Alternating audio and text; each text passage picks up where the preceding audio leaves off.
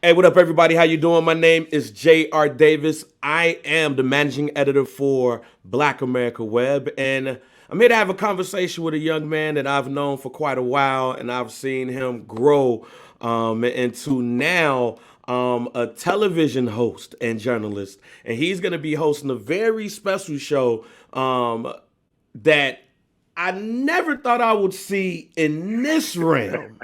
Let me just say this. But before we even get started, I want to introduce you all to Dometi Pongo of MTV, VH1, Viacom, Love and Hip Hop, True Life, journalist.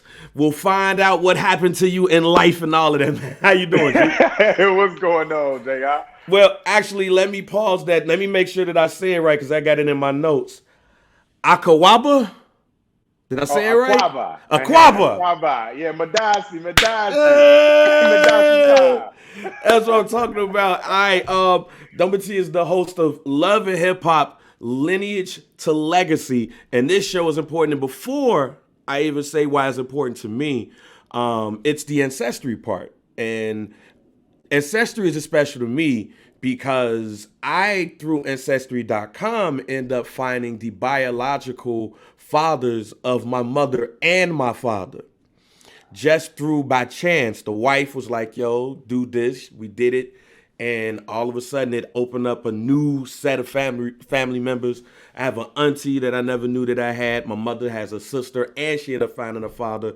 And my father ended up finding more about his father, who turns out lived on the south side of Chicago all of our lives, but he passed away in, I believe, 2012.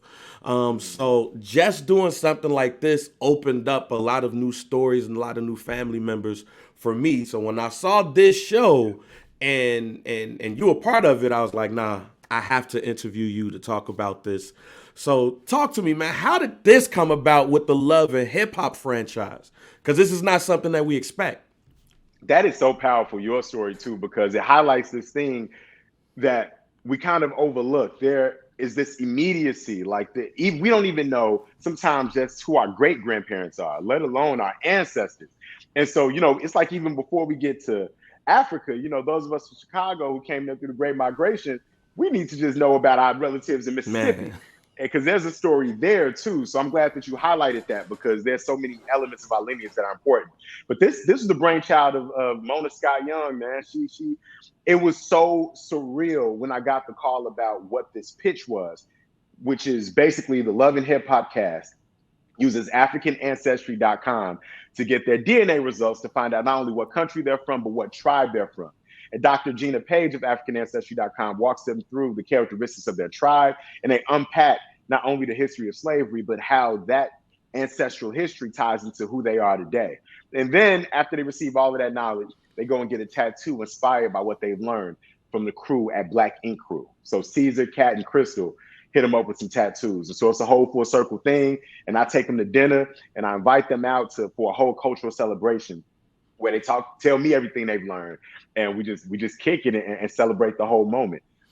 Yeah, you got Rich Dollaz on there. You got Tokyo Vanity on there, Remy Yeah. Ma and more. Before I get to the cast, it was one thing that I noticed even through my ancestry was the country of Cameroon.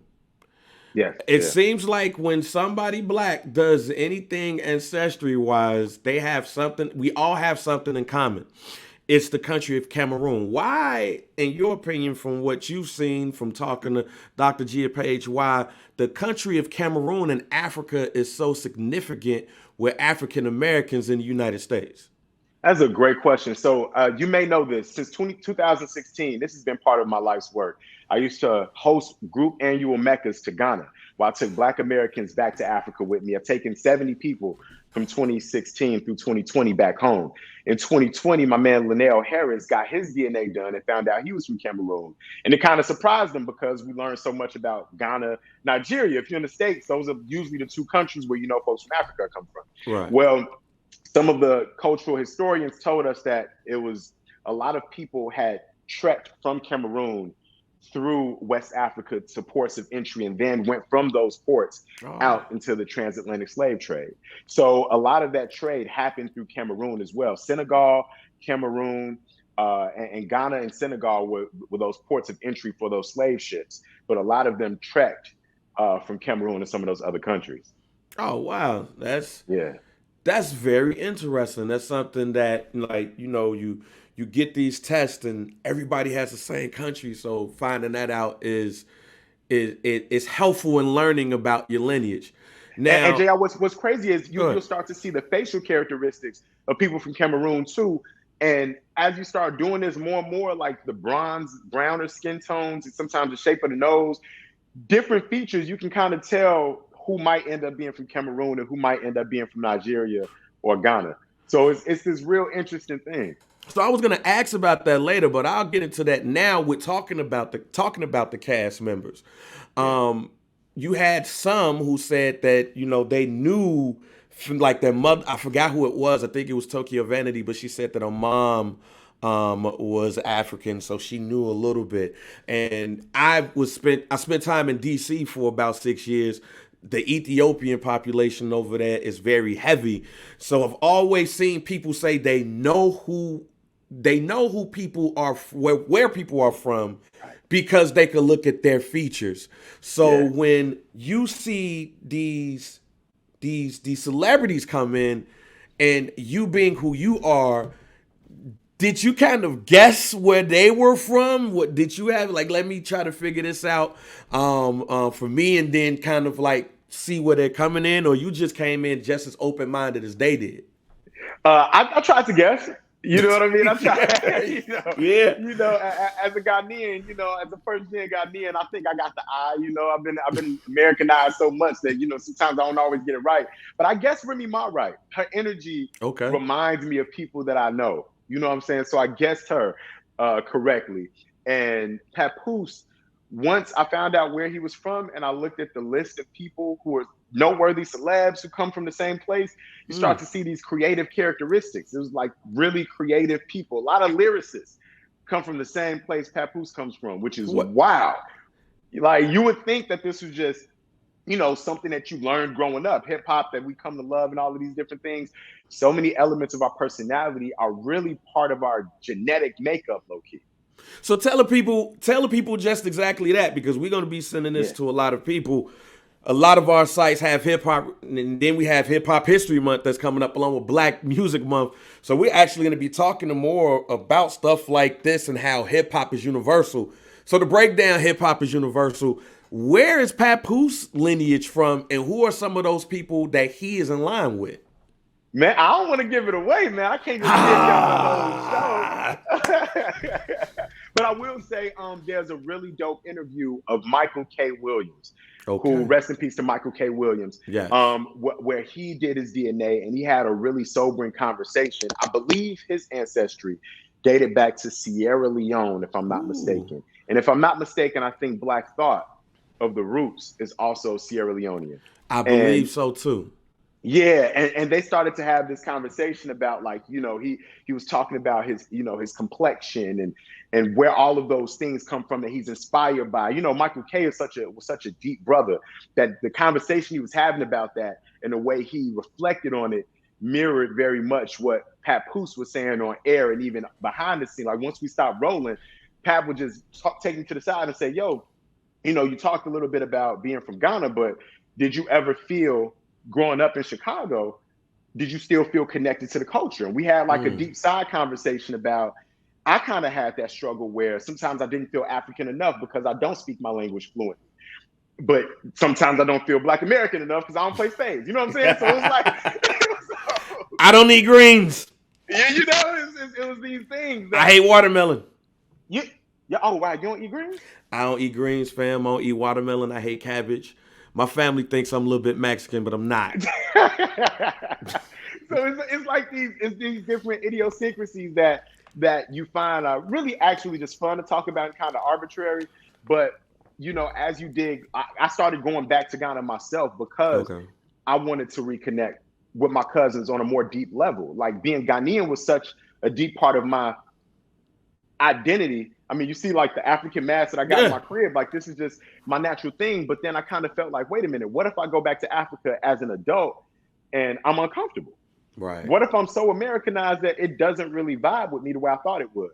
And it was crazy because when you go to Africa with other Black Americans, they were like, man, it almost feels like I've been here before. They were like, yo, this is, not to overgas it. It's one of those things that you got to go and experience for yourself.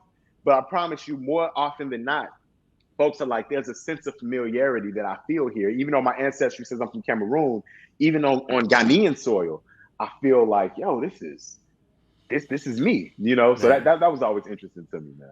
And speaking of Dometi Pongo, love and hip hop, lineage and legacy. Let's talk about these celebs. Yes. All right. Now we've seen Henry Louis Gates, do ancestry for a lot of celebs, for his show. I have an interesting story at the end that I'll tell you about while watching Who Do You Think You Are, and a certain celebrity that I think we might be cousins. But when you look, it's one so of you and Zadie Kids are related? No, we're not related. Well, I don't know. He got to do it too with either you or Henry Louis Gates, somebody, because I'm gonna end up having to go and do the African Ancestry.com thing. But we're gonna talk about that. We're gonna talk about these celebs. How interested were you? How interesting was it to see them learn about their lineage and their legacy? We have, these people from New York and the Bronx, and from New York, Bronx, Brooklyn, all these places. So you're identifying with a borough and the city, and you being here in Chicago, I'm in Chicago. You know how we are even about our sides: north side, west side, east side, south side. But now you're learning about not only where your lineage is from, but the tribe you're from. Like, talk about their experience in finding out more about themselves. Tokyo Vanity had a really interesting experience to me because, she repped New Orleans to the core. Yes. And so it's like that is a point of pride. And so with a lot of folks, you have to even think about this adding on a layer to who you are and not replacing it. And you can do what you want with that layer. You sometimes the knowledge will mean more to somebody else than it might mean to the next person. And so, I thought about her because we were eating banku, okra soup. Chef Chauncey made us a big That's what African that was. Meal. Yeah. We're eating okra soup, and I made a joke. I was like, yo, a lot of things that have become a part of American culture have come from African culture. Like I said, like gumbo. I said, yo, this is almost like gumbo. She said, don't do that. This ain't nothing like gumbo. She damn near didn't talk to me for the rest of the show. She was like, this ain't got nothing to do with gumbo. Like, she was passionate about that. And I'm like, yo, I'm not saying that New Orleans bit Africa. I'm just saying that throughout, cultural history, things have, we kept some of the history from Africa. Another example, which you might notice already, like libations. When we pour out liquor for, our fallen homie, that's the same thing as a libation that we do in a lot of traditional African ceremonies. So, they took so much of our culture through the slave trade. Some of those things persisted and just evolved and changed throughout the generations. So a lot of the African-American food and cuisines that we eat, there's a Netflix special about this type of stuff too, actually originates from Africa, but it has its own unique identity at the same time. So adding on African culture doesn't erase your African-American culture or your Southern culture or your Chicago culture. It's just another little element, another little sauce to put on it. Now talk about AfricanAncestry.com. You have 23andMe, you have Ancestry.com, you have some other organizations that do, ancestry research, but Dr. Gina Paige and AfricanAncestry.com, they're tracing your African lineage again to your tribe. So talk about that and how amazing it was to spotlight AfricanAncestry.com in this big of a platform. I'm going to go back a little bit because I didn't fully answer your question in terms of how this all came together. And Mona had been trying to put this show together for years, I'm told. And a lot of these folks actually got their DNA way before we began shooting, and they kept it sealed until they could actually make the special happen. And the thing that made me want to become involved with it is I jumped on Zoom with the production team, and seeing how passionate everyone behind the scenes was about this work is what really got me excited and let me know that, and as you know me personally, JR, it's almost scary how much my personality and my passions, what I've been doing in my work and trying to accomplish, how much this messes with this show. Because so, I don't mean to interrupt yeah. you, but the first sentence after everybody came in and how you was like, yo, I'm excited for this shit. I said, man, if that's not, I said, if that's not Dometi, I don't know who is.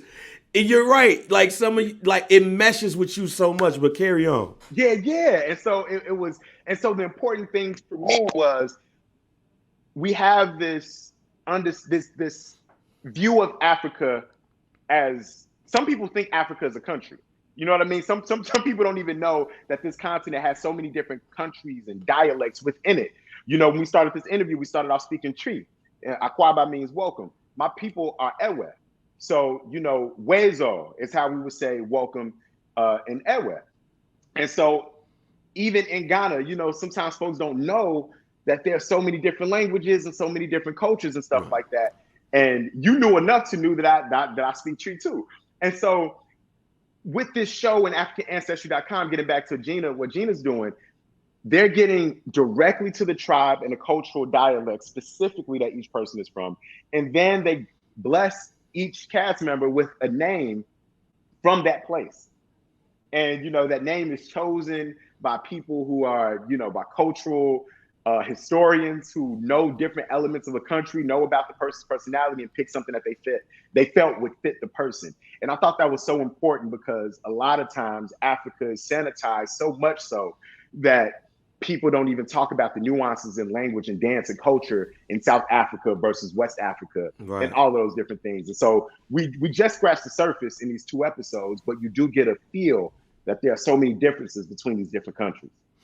All right, now before I let you go, you have, like you personally, you have this show, you have True Life, you've done things with the Smithsonian Channel, like all of these things, especially now with this, I wouldn't definitely call it full circle because you got a lot of stuff to go. But again, all of these things, as you said, match your passions and things of that nature. So between the journalism, the music, and now this, what's next for you? Man, only God knows. I so sincerely thank God for giving us this thing. You know, you have this, just like you have this love for media and radio that I've always known you for. There's this thing where you love something and you don't know why. And if I followed logic, I probably wouldn't have chosen this career path because it doesn't make sense for somebody with this weird name who started in Chicago radio, not even started in internet radio, and then started as a community radio station like WVON. So I say all that to say I didn't see this in my future, so it's hard for me to see what's next. But my next thing that I do want to do is begin to license out content and maybe get back in the podcasting space. Because I mean, there's something about this medium that's a little more intimate than television sometimes. So, you know, I would love to get back into podcasting just on the side, just for my own sanity and the love of the art form. And then creating some cool ideas and you know, selling them to different companies as well. You know, I'm blessed that Viacom has so many properties that I can bounce around. So I think I'll be here for the next couple of decades, hopefully. But you know, who knows? Hey man, you starting to become our Sway and Kurt Loder, fam. So those big shoes to fill, man. Some big shoes to fill. Them some big shoes to fill. But when it comes to news and when it comes to VH1, comes to MTV, we look to you to give us that. So before we go, here's the story. So I'm watching Who Do You Think You Are with the wife. You know my wife, Miriam. Shouts out to her. And we're watching Who Do You Think You Are. We love shows like this, so she's going to love this show. So we're watching it, and it's an episode with a white superstar. Turns out that her mother's last name is the same as my grandmother and all of everybody on my mother's side of the family, my mother's maiden name. So we continue watching it. And with these shows with white people, it's always interesting when they find out that they got that they purchased slaves in their family, because they get shocked like, man, for real? Like, I did not know. Turns out that last name is synonymous with slave trading. So if you have that last name, you're probably kin to somebody white with that name. That last name is Brassfield. That star, Reba McEntire. Wow. Yes. Yes. And she's actually related to your people. She might be. But the That's last name of crazy. Brassfield is not a common last name. At all. And we trace that, and even on Ancestry.com, it's a guy who actually like put together a family tree with the name of Brassfield because it's so uncommon. You either spell it with two S's or you spell it with one.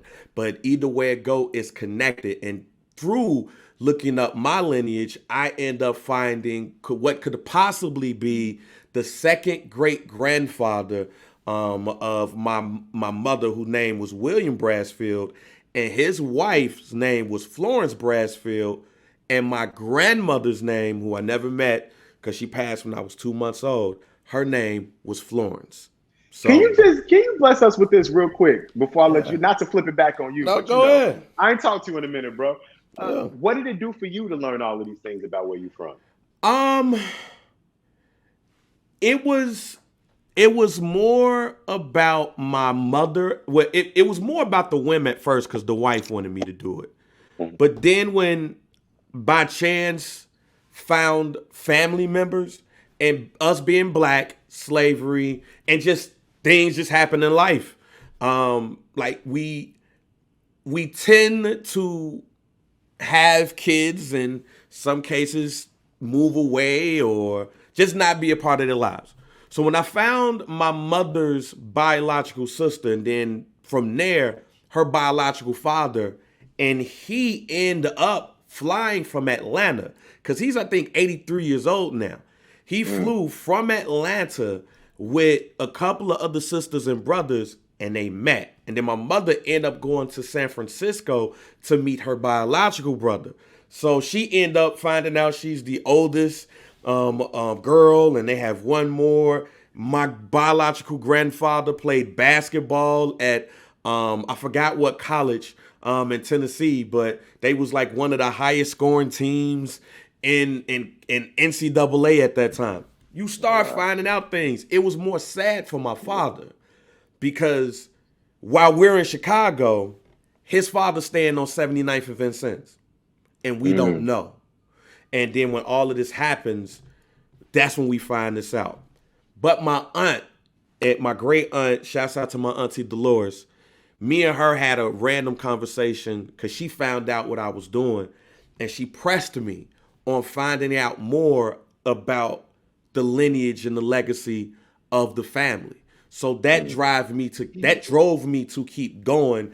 And I went as far as I could on my own. I've always said after watching those shows, I want to become famous so Henry Louis Gates or now Dometi Pongo could find out more about my lineage and legacy because random old J.R. Bang is going to need some help. But, and I said this on my Some Dude podcast to Mike, Mike B, my co-host, it's very interesting to find out how little you know about your family. When you talk about certain things, but it's certain things that we don't necessarily want to talk about. When you find out about how your grandmother, your grandfather, your great-grandmother, your great-grandfather was birthed, how your family just split apart, and there's cousins here and there that you never met, you have those conversations like, yo, I know I got family down in Birmingham, or I know we got some land.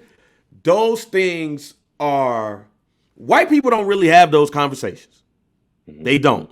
But black people have those conversations. Or if they feel, or if a lot of white people feel separated from this extended family, there often isn't this level of pain attached to it. There you go. So, I commend you, Mona Scott, Dr. Gina Paige for doing the show like this, and for a younger generation as well, because we know that a lot of the younger generation loves the Love and Hip Hop franchise. So it's exciting to see VH1 bring another piece to it. And this piece is educating people about their lineage and legacy. Love and Hip Hop, Lineage and Legacy kicks off Monday, February 7th. February 7th. Yeah. 9 p.m. Eastern, 8 p.m. Central. So y'all make sure y'all go ahead and check that out. Check your local listings for station and channel. Shouts out to my man Dometi Pongo. How can the people follow you and find you? You can find me at Dometi, Dometi, on all social media platforms. You can search the hashtag LHH Legacy. And I've said this before. I say it all the time. I want the hood to see this. I want the barbershops. I want the people who maybe weren't ever even curious about this, and maybe watch Love and Hip Hop for the entertainment value, to look at this from another angle, because I'm hoping to spark some good conversations at home and on the block in all those circles. And if you feel free, tweet me and I'll have those conversations with you online as well to keep it going.